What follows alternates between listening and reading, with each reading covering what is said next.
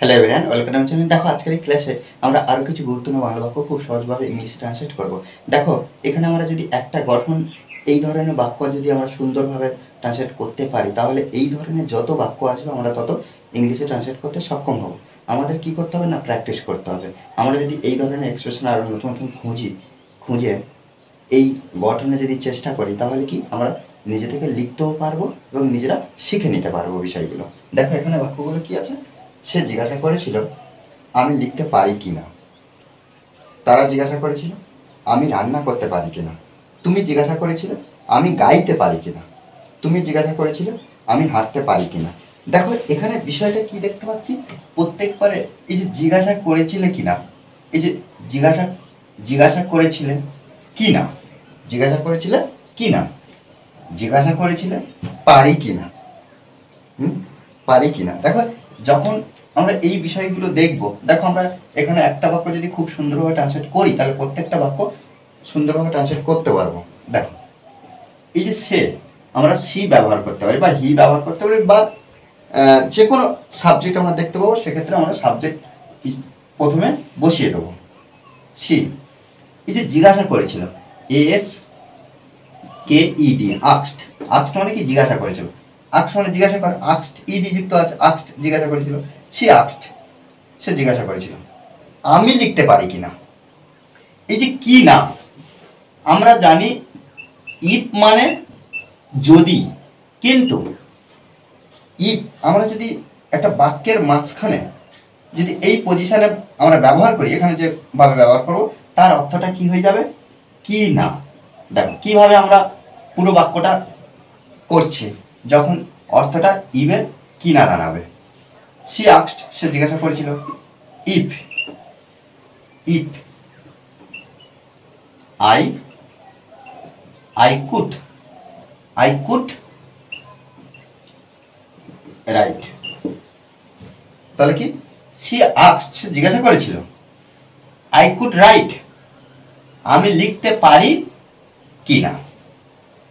সে জিজ্ঞাসা করেছিল আমি লিখতে পারি কি না। তাহলে এর অর্থটা কি দাঁড়াচ্ছে, কি না। ওকে, দেখো এইভাবে প্রত্যেকটা বাক্য আমরা ট্রান্সলেট করব। তারা জিজ্ঞাসা করেছিল আমি রান্না করতে পারি কি না। তারা জিজ্ঞাসা করেছিল আমি রান্না করতে পারি কিনা। তাহলে এখানে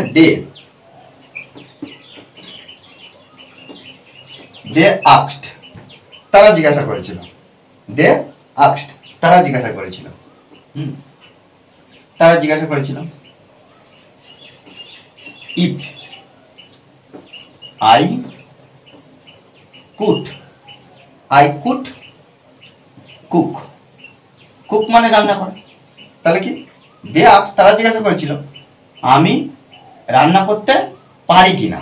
তাহলে এখানে কুড মানে কি, পার। তাহলে আমি রান্না করতে পারি কিনা জিজ্ঞাসা করেছিল। They asked if I could cook, আমি রান্না করতে পারি কিনা। তুমি জিজ্ঞাসা করেছিলে আমি গাইতে পারি কিনা। তাহলে এখানে ইউ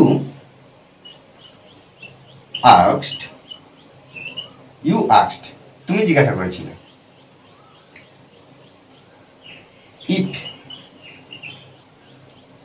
ইফ আই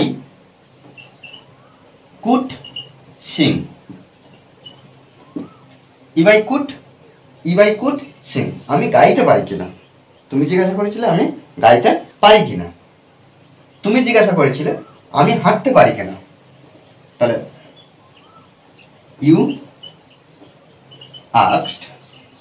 আস্কড, তুমি জিজ্ঞাসা করেছিলে ইফ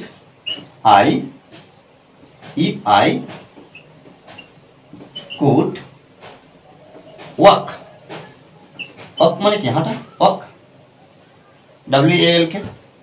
তাহলে কি, ইউ আস্কড, তুমি জিজ্ঞাসা করেছিলে ইফ আই কুড ওয়াক, আমি হাঁটতে পারি কিনা। কি না, তাহলে ইভের অর্থ প্রত্যেকবার আমরা কি না ব্যবহার করছি। ওকে, মাঝখানে আমরা ব্যবহার করেছি, দেখো দুটো শব্দের পরে। দেখো কে কাকে বলেছে, এই বিষয়টার পরে আমরা যখন ইভ ব্যবহার করব, তখন ইভের অর্থটা কি দাঁড়াবে। এইভাবে আমরা অনবরত প্র্যাকটিস করব।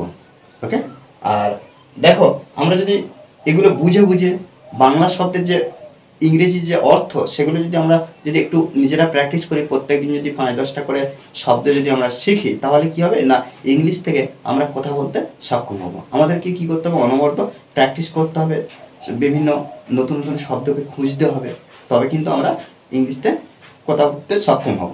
ওকে, আর এই ক্লাসটা যদি ভালো লাগে অবশ্যই লাইক কমেন্ট শেয়ার, আর যারা কিন্তু এই চ্যানেলটি সাবস্ক্রাইব করেননি তারা অবশ্যই চ্যানেলটি সাবস্ক্রাইব করে পাশে থাকবেন।